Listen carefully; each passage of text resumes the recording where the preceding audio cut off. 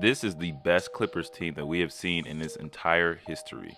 With James Harden, Paul George, and Kawhi Leonard all giving their best, we're seeing some of the best basketball being played, especially with such a short turnaround from them having one of the worst stretches after they got James Harden. But what really made the difference between James Harden when he first joined the team and really even the Clippers before he joined the team till now? There were many questions for them coming into this year in terms of how they've always been in the back end of being a really good team but not a good enough team to really make it to the championships, but a good enough team to kind of get you to 6 games and maybe make you sweat just a little bit. But the issue with this team is the fact that they've never really had an opportunity to really shine the way that we all expect them to, especially being led by the likes of Kawhi Leonard and Paul George, two of the best swings in the NBA.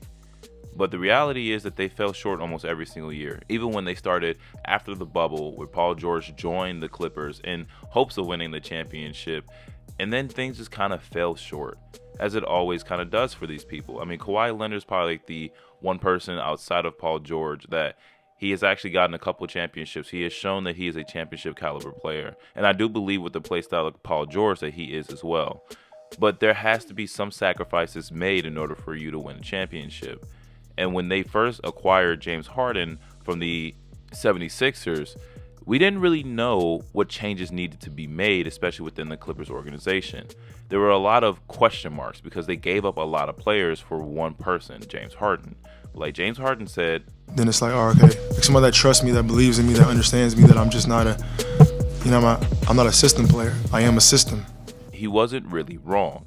And I think if you've been paying attention to James Harden since the Houston Rockets days, you've seen that he has changed his game a lot. And this is necessary when you notice that his first quick step has kind of been lost over the years and it's not as quick as it used to be. And father time catches up for everybody. So you need to kind of make adjustments to your game in order for you to still be a useful asset to the team. And James Harden has now kind of figured out what that needs to be for the Los Angeles Clippers. And so has everybody else. Paul George has figured out his role. Kawhi Leonard has figured out his role. And really the dark horse in all of this is Russell Westbrook. But I always save him for last because a lot of people disrespect Russell Westbrook.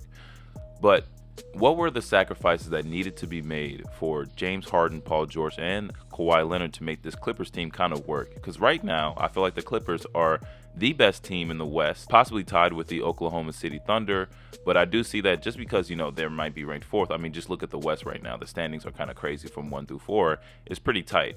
But I do think that they're one of the best teams in the West, and we'll see if they can make it out to the championship because there's a lot of competition right now. But in terms of sacrifices, what were the sacrifices that James Harden had to make? Now, James Harden is still kind of like the ISO guard that he's always kind of been. His ISO scoring is the lowest that it really ever has been, and he still has a lot of isolation scoring. Now, that don't get me wrong on that, but one of the things that has to be pointed out is the fact that historically the Clippers never really had a really good point guard in the Paul George and Kawhi Leonard era, where the point guard kind of like runs the show and you have an adequate amount of scoring from that point guard as well. James Harden kind of fills out both roles, where he's able to kind of get a lot of more people into the game and a little bit more into the action than he has historically been known to do, even though if you've really been paying attention, he's always kind of been that player.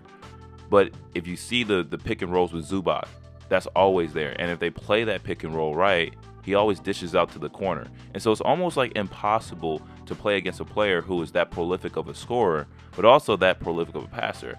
Now, that doesn't mean that he is a perfect passer. Yes, he does miss certain players, especially when they're cutting. Sometimes he just doesn't see the floor as well as, let's say, like a Luka Doncic. But that's okay, because as long as you are good enough to make the specific passes that you really need to be, at least the passes that you're comfortable in making, you can mess up a few times here and there because it won't kill you. But James Harden has lowered his points per game that we've all kind of known him to be the person that averaged around like 30 or high 25s. Right now he's around like 20. And that's okay. That's something that he's been kind of averaging in the last couple of years as he's trying to find his role to be a more team player-centric player. And say that 3 times and get a tongue twist. But this was the necessary sacrifice for James Harden to make, because he's always been, like he said, the system, a systematic player that you can kind of play around him. And that's the real reason that they're winning right now, especially from the James Harden perspective, because that forces everybody else to kind of do something different. And this is where we get into Paul George, because Paul George had to make a little bit of a sacrifice as well. So before James Harden joined the team and it was just him and Kawhi Leonard, they didn't really have a true point guard in the essence that you could provide a lot of value in getting a lot of teammates open and also being a primary scorer as well, or a person that can score at will as well. So it's always kind of been a weird mix of, okay, is Paul George the facilitator at this point? Or are we going to switch it off to Kawhi Leonard? They're both not the greatest facilitators. They're pretty good playmakers, but in terms of passing the ball around and getting a lot of players open, they're more like kick-out players, and that's okay. But that kick-out players is not what you really need for your point guard. You need somebody that can actually run the offense. And so when you have that point guard in James Harden, what is the role of Paul George? And that's something that they struggled really early on to try to figure out, okay, what are the roles of the team? And Paul George has always been historically a great off-ball player. And if you really want to survive in the league, that is something that you really want to master. Because Paul George has one of the best catch-and-shoot percentages in the league, around like 44%. And he's able to kind of move without the ball and get easy buckets. The more easy shots you get, the easier it is for you to score, of course. But when you are a person that they game plan against, like a Paul George, and especially if you don't have that point guard to facilitate and get points themselves, it becomes really difficult to get those easy points. But when you have a lot of the pressure taken off of you, you're allowed to kind of just play however you want to play as free as you want to play. And that's exactly what Paul George is doing. He's having some of his best shooting percentages this year, and he's also just having a easy time. Now, there will be nights where he misses a lot, but those nights where he misses a lot aren't necessarily going to be losses because you have a lot of the pressure weighed off of you, and you have James Harden, you have Kawhi Leonard, and you also have a pretty balanced team with Norman Powell coming off the bench, Terrence Mann, who's playing absolutely amazing, and also you have Russell Westbrook, who I keep saying I will leave at the end. And then you have Kawhi Leonard, who, by all means, he doesn't really make that much sacrifices, to be honest. He's pretty much stayed the same kind of player in terms of, I'm going to get you guys a bucket, I'm going to post up, I'm going to make sure that I dominate in the mid-range. But I think one of the biggest changes that I've seen for him is the fact that he's not necessarily the guy that you have to ride or die on, right? You can have a lot more, passes from James Harden or a lot more offense from everybody else. And you're not really asking him to be a facilitator. You're just telling him, hey, you're going to be the torpedo and you're going to have to score, and you're going to score because they can't always help. There's always somebody that is more dangerous that you can't really leave open. And so that kind of leaves Kawhi Leonard to kind of do whatever he wants, but do whatever he wants within the flow of what he always has been known to do, which is being a strong, dominant bruiser, hit you in the post, get you down to the basket, shoot wide open threes if you have him. Really Mr. Consistent guy in the NBA in terms of he's always been a pretty good shooter, and he never really needs volume to be that consistent.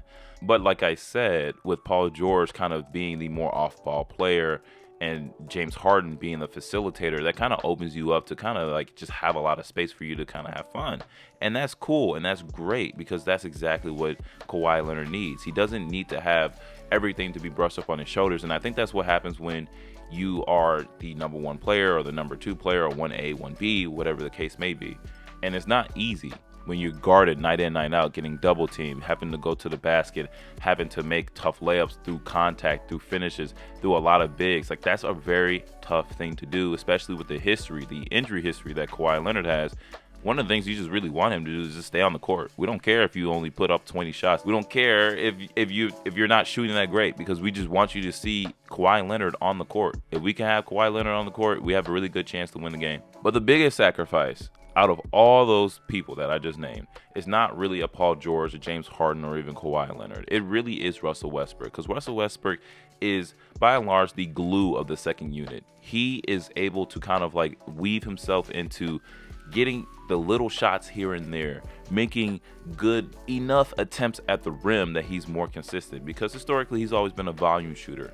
But what happens when you don't have that volume on your side? And listen, he still stumbles every now and then, right? He isn't necessarily the best shooter, even though I feel like, at this point of his career, I don't know why you're not a pretty good shooter right now. But hey, we can't ask for more. I just love the effort that he plays with night in and night out. You can tell that he always gives his all. He's always electric, and he does not care about his splits. He only cares that the team wins, because right now he's having his career lows in almost everything. But this is essentially his best year in terms of, are you going to win a championship with this level of play, with this style of play? And I don't think he really even when he was with OKC, I still don't believe that Russell Westbrook had, ounce of a chance to win against the Miami Heatles, even though they did make an impressive push. But in terms of at this stage of his career, it's not going to be like a Washington where he's averaging a triple-double. It's not going to be, the stringent restrictions that they had on him in Los Angeles Lakers. It's not going to be that. He can play free, but yet under control in a very consistent manner that is not breaking the dynamics of the team in order for them to win. And so right now, the Clippers are, in my opinion, the best team in the West. And I think that they're tried and tested and going against, the Boston Celtics and blowing them out. Going against OKC, they are showing that they can make that deep push, and there's really not that much of an issue for them that I see in the foreseeable future. OKC still needs to kind of show that they can be consistent all the way to the end. Minnesota Timberwolves, I don't have too much faith in their offense, but the one team that I do have faith in is the Los Angeles Clippers, because this is their year. This is the best time that they have to win that championship and take it home, because if they don't, we don't even know who's going to be on the team next year.